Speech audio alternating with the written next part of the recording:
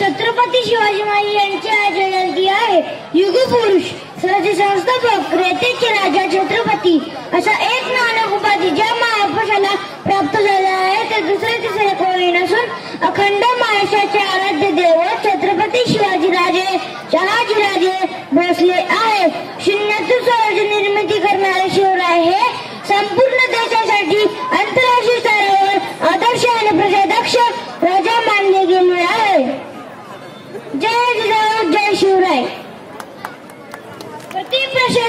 प्रतिपक्ष चंद्रने खेळ देश विश्ववंदिता सहस्र मुद्रा भद्राय राजदे.